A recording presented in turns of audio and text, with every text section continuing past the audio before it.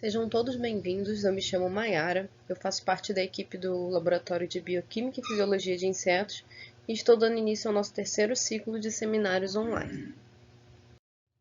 Eu escolhi apresentar para vocês esse artigo intitulado Rhodnius prolixus infectado com Trypanosoma cruzi suporta ao aumento da predação, facilitando a transmissão do parasita para os hospedeiros mamíferos.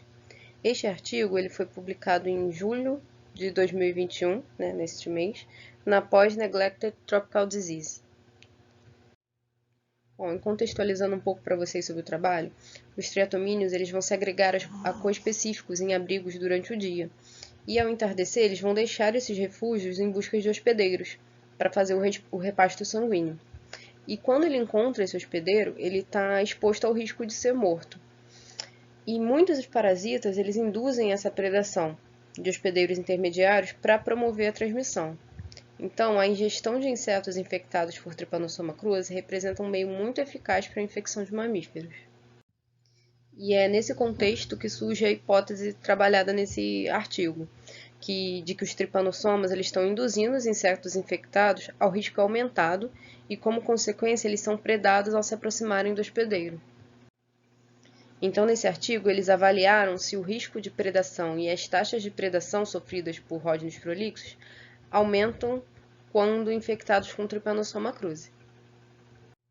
E para avaliar esses riscos, eles construíram arenas de vidro quadradas com um refúgio central, onde eles colocavam 50 ninfas de quinto insta, infectadas e não infectadas. No caso, uma arena de vidro para cada grupo, de infectados e não infectados. Esse experimento foi feito em 4 replicatas, então nós temos um total de 200 insetos por tratamento.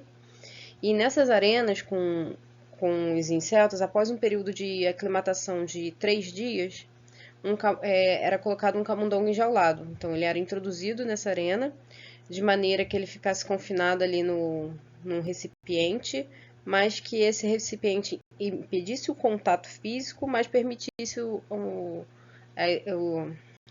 a dissipação de cheiros e todos os starts sensoriais do camundongo.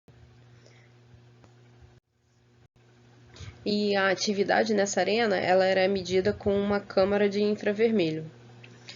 Então, com isso, eles foram capazes de medir a porcentagem de ninfas dentro dos abrigos após a aclimatação, a porcentagem de ninfas dentro dos abrigos antes da introdução do hospedeiro, a porcentagem de ninfas fora do abrigo na presença do hospedeiro e a porcentagem de ninfas que permaneceram fora do abrigo 3 horas após a retirada do hospedeiro.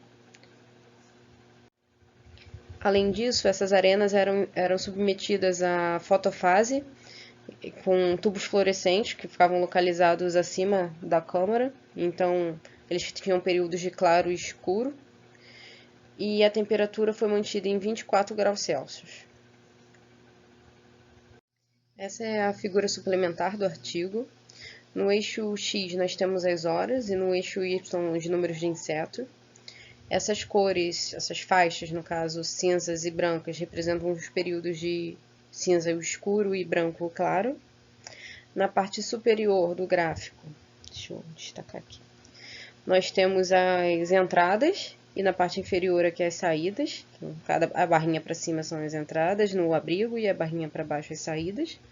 As barrinhas brancas são os controles e as barrinhas pretas são os infectados.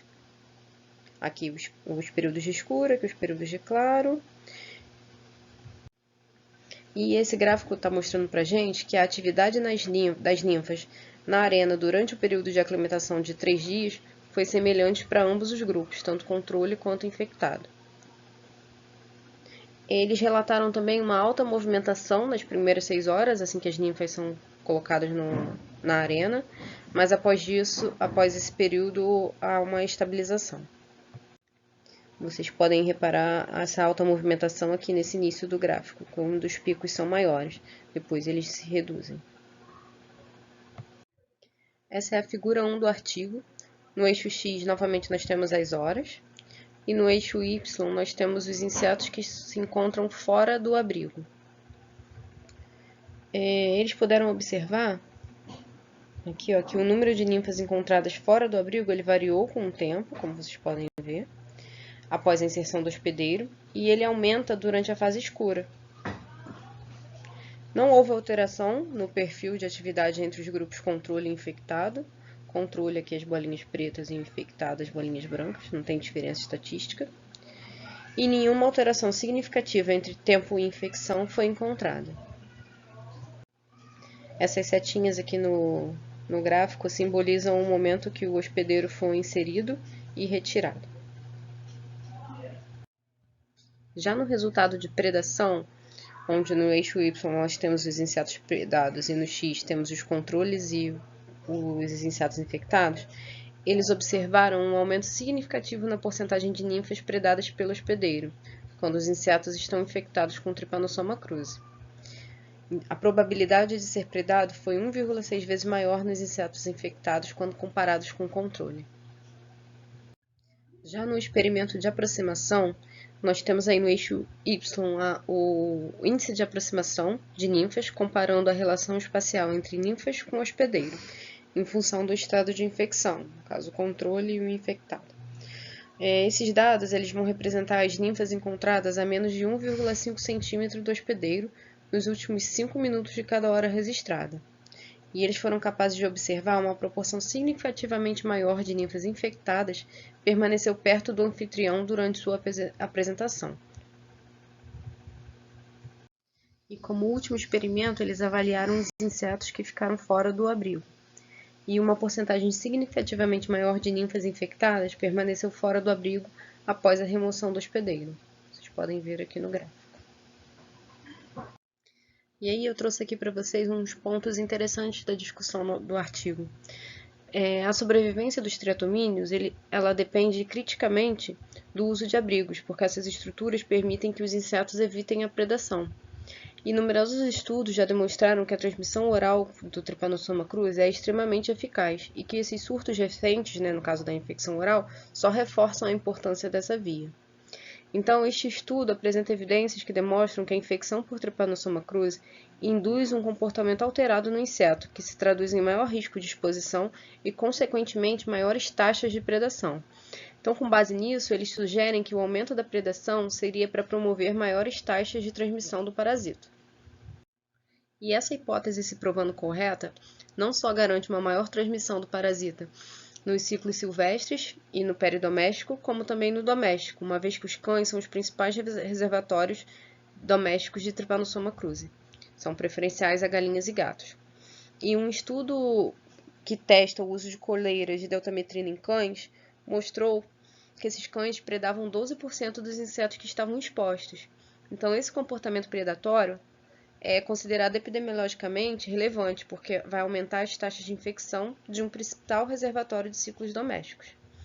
Então, é importante destacar que o comportamento mais ousado não se traduziu em maior sucesso na alimentação, já que os seus status de infecção, apesar dos seus status de infecção, uma proporção semelhante de insetos sobreviventes se alimentaram e mudaram para a fase adulta. Eles não mostram esses dados, eles só comentam eles na discussão. Eles debatem também que essas alterações comportamentais só são consideradas evidências de manipulação por parasitas quando produz moléculas que induzem uma mudança de comportamento no hospedeiro.